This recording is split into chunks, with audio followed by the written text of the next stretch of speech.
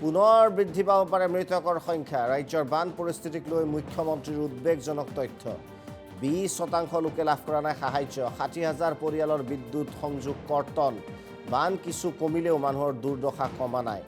ভাৰত চৰকাৰৰ উচ্চ পৰ্যায়ৰ এটা দলে নিৰীক্ষণ কৰিব ক্ষয় ক্ষতি। 6 মাহ জুৰি ৰাইজৰ লগত থাকি চৰকাৰে সহায় কৰিব। বান পৰিস্থিতি অকণমান উন্নত হৈছে, কিন্তু কষ্ট মানুহৰ বহুত হৈছে। বহুত স্থানত এতিয়াও সাহায্য যাব পৰা নাই। আমি নাও বা বিভিন্ন ধৰণে ৰাইজৰ ওচৰ চাপিব চেষ্টা কৰি আছোঁ, কিন্তু এতিয়াও প্ৰায় 20% লোক চৰকাৰৰ সাহায্যৰ পৰা বঞ্চিত হৈ আছে, কাৰণ তাত যোৱাৰ ব্যৱস্থা এতিয়াও আমি ঠিক কৰিব পৰা নাই।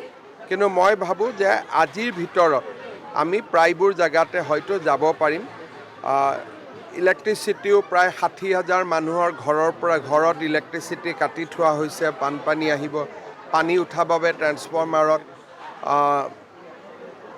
কিতাপ পত্ৰ, মাৰ্কশ্বিট, চাৰ্টিফিকেট, মূল্যৱান বস্তু বিস্তৰ ক্ষতি সাধন হৈছে। আমি চৰকাৰৰ পৰা যিমান পাৰোঁ সহায়ৰ বাবে চেষ্টা কৰিম। প্ৰায় যোৱাকালিলৈকে এইবাৰ বানপানীত মৃত্যু হোৱা লোকৰ সংখ্যা 50লৈ বৃদ্ধি পাইছে। কিন্তু স্থানীয় বিধায়ক, নাজিৰা সমষ্টিৰ স্থানীয় বিধায়কে মোক কোৱা অনুসৰি প্ৰায় 40টা ফেমিলিৰ ব্যক্তি, কাৰোবাৰ ফেমিলিত এজন, কাৰোবাৰ ফেমিলিত দুজন এতিয়াও সন্ধানহীন হৈ আছে। সেইকাৰণে মই অনুমান কৰোঁ যে মৃতকৰ সংখ্যা হয়তো আৰু বাঢ়িব। তেওঁলোকৰ পৰিয়ালৰ চাওক, আমি ইতিমধ্যে তেওঁলোকৰ পৰিয়ালক 4 লাখকৈ দিয়াৰ ব্যৱস্থা কৰিছোঁ, কিন্তু টকা পইচা দিটো আৰু এইবিলাক দূৰ কৰিব নোৱাৰি।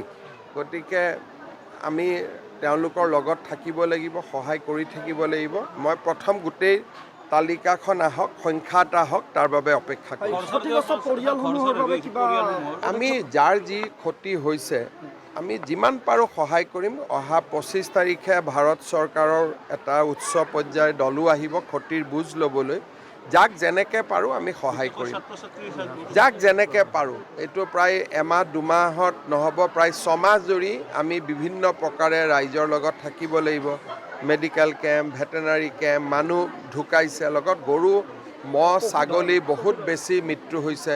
গতিকে গোটেই কথাবিলাক আমি চাই পেলাই ৰাইজক যিমান পাৰোঁ আমি সহায় কৰিব লাগিব।